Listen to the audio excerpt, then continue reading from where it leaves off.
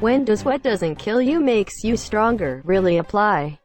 Vaccines, immune system, counterpoint, autoimmune disorders, lifting heavy weights alone. Doctor said I can't lift heavy weights. That's why I sit down when I pee now. When you fail at something and not only learn from it but become emotionally tougher as well. Punctuation will not conquer you. Venom tolerance. Start off small and you build immunity to the variety of toxins used.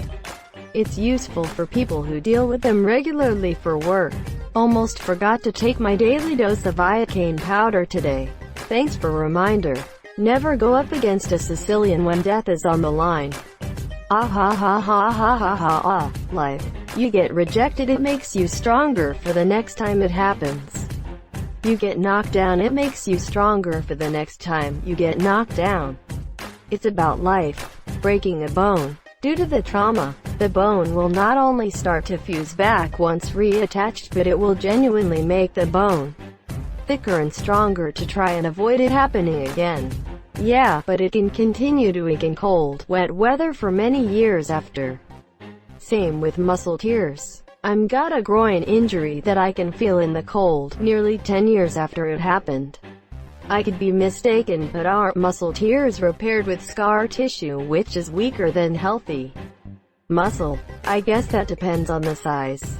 The only way muscles get bigger is if you tear them easier. Then again, scar tissue probably excludes muscle building micro tears. When you take down the school shooter and pick up his gun. So anyways, I started blasting. When you realize that a situation you've been put through, which at the time felt like the worst time in your life, was actually nothing compared to other things that will happen.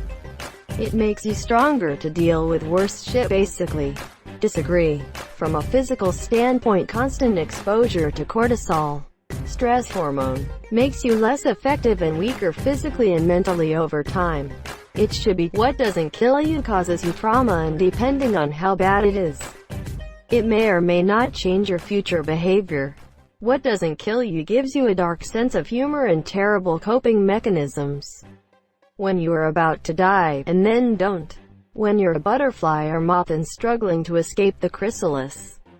I had a friend who was trying to help, and she slit the chrysalis with an X-Acto knife. She didn't touch the butterfly, but it died anyway. She didn't help it get strong enough to fly, I guess. Building up an immunity to iocane powder. Inconceivable. Illness usually creates antibodies so you are more immune to it in future. Poisons too. Not all poisons, though. Some poisons cause reverse tolerance, which means the more you take it, the smaller the doses you need to get poisoned. If you did not lose your job due to coronavirus, you will probably never lose any job in the future. Bone fractures. If you get a hairline, for example, where it heals is stronger than the surrounding bones and is easy to spot on later x-rays as it's noticeably wider.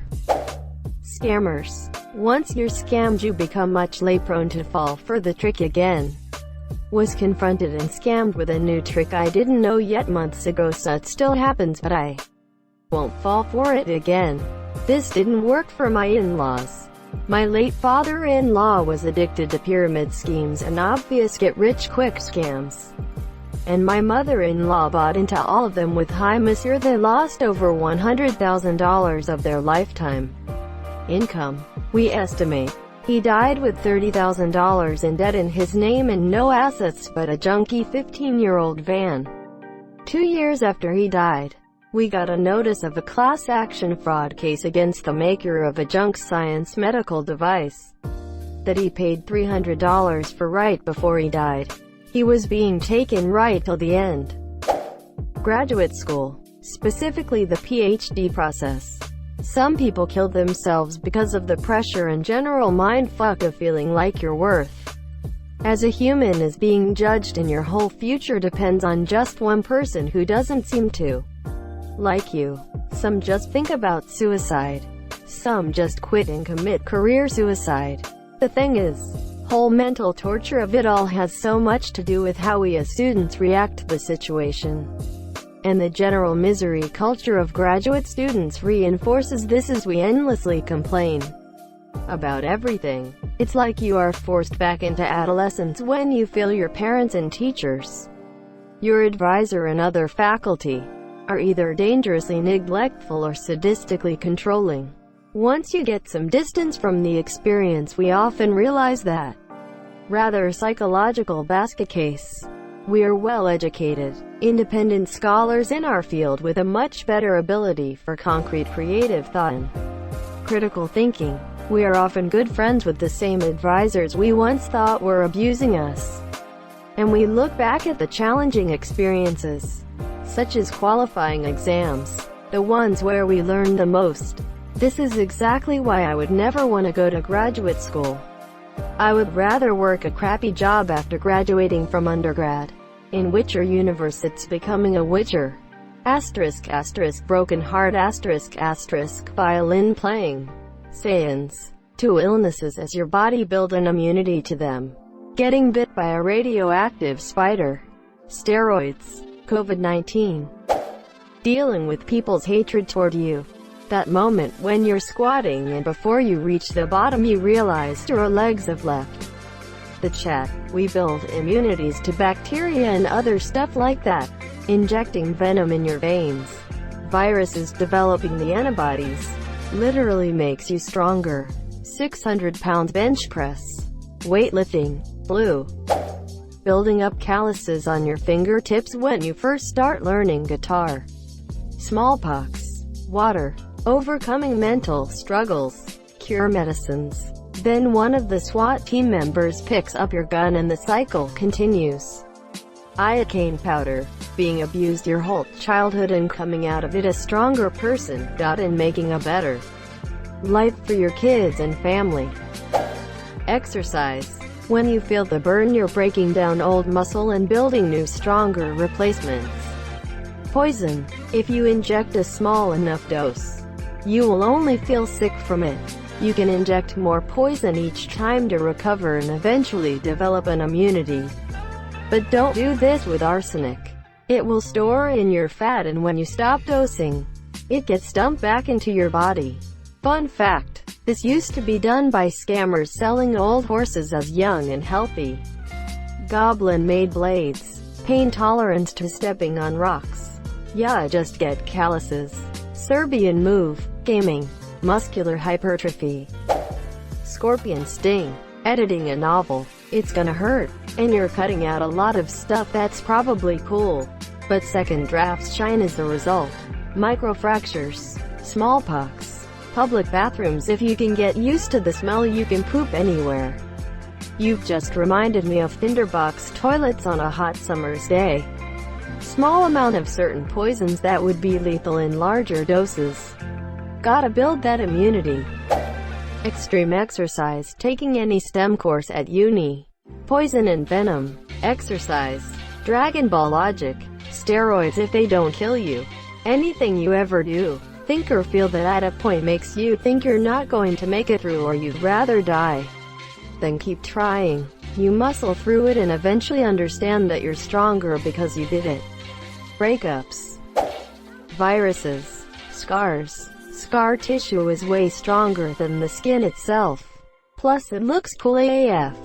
Everything that heals you, it doesn't kill you and makes you stronger. A bullet to the face. Immunity. Customer service. Psychedelics. A brutal breakup. Reaching adulthood. Meningitis. Running.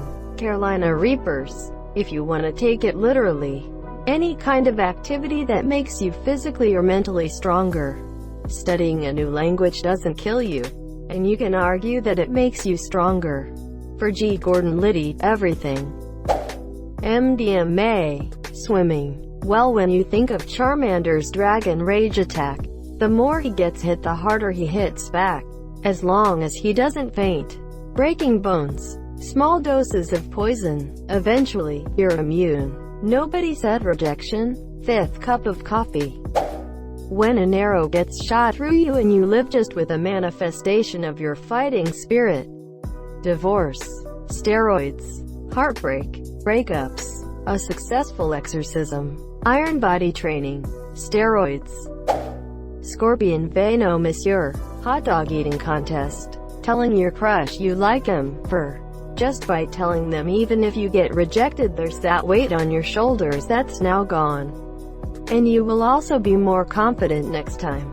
Super Solidar Serum. COVID-19 people are saying you might get immunity from it. Sayings. Losing longtime friends, but realizing they were genuinely toxic and breaking you down. Self-love. Physical labor.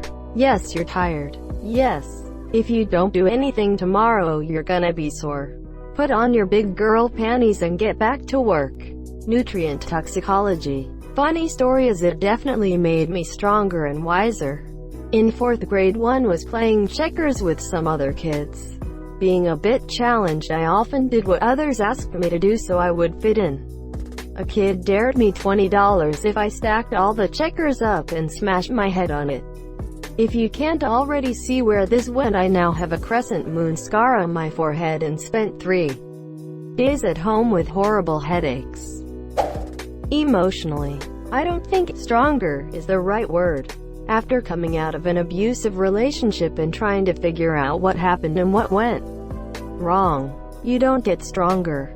You get smarter. You think about the situation as a whole and learn what you won't tolerate and how to avoid that. And some might say that it requires strength to say no to something harmful that you crave. But I'd say that it's intelligence that gives you convincing reasons not to partake in those activities. Living. If you've dealt with one bad situation, you can deal with the next. A baby cries when they're hungry because it's literally the worst thing they've ever experienced. Through going through gradually worse and worse experience, we are always preparing for the next one. When the thing that doesn't kill you becomes the catalyst to actually move your life in a positive direction. Working out. My mom passing when I was 24. Leukemia. I was struggling after college. Major fuck-ups. This, for me, was the "you get no more excuses" moment. Past that, I didn't look back and made something of myself. I couldn't see my mom's effort raising me all just a waste of time. Wouldn't let it become that. Miss you, monsieur. It's been 18 years. If you take small portions of some kind of poisons, you will develop an immunity to Ebola. Poison may still harm you even if it doesn't kill you. Just enough steroids. When you survive a virus and then are immune for a period of time. When you're saying, conditioning your bones in MMA. Vaccines. There's a few. Some good ones listed in here. But I am really happy people have finally realized what an asshole lie this saying is. It's not remotely true in the vast majority of things. If you want the first meaning it had when Nietzsche said it, well, that's gonna take a while. So, I'll just say vaccines. Small doses of poison. Surviving any illness really, immunity and that. Small doses of poison, It builds a resistance _to said poison, although I think anthrax is an exemption given it's a pathogen. Could be wrong.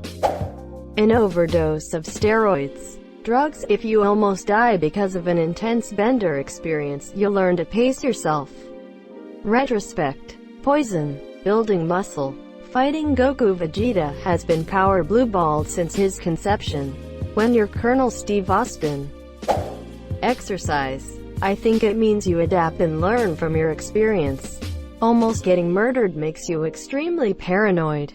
Heartbreak. Saiyans. Zankai boosts. Except when you do die you become stronger still. Probably war. Grow through what you go through. Darik the Wretched has entered the chat.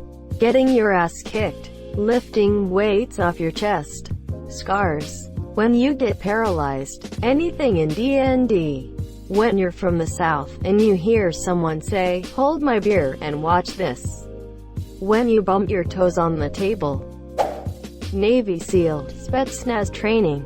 A portion of standard diseases. Attempting a 360 no-scope. Pretty sure the saying isn't meant to help with anything physical. More for peace of mind when you get crushed mentally. And you will get crushed somewhere along the way. When I was 13 I was a pushover. I think I only stood up to someone once, and that was to defend a friend. So my parents were in a custody battle while I was living with my monsieur had friends, good grades, etc. Then court ruled I was to move in with my dad over an hour away.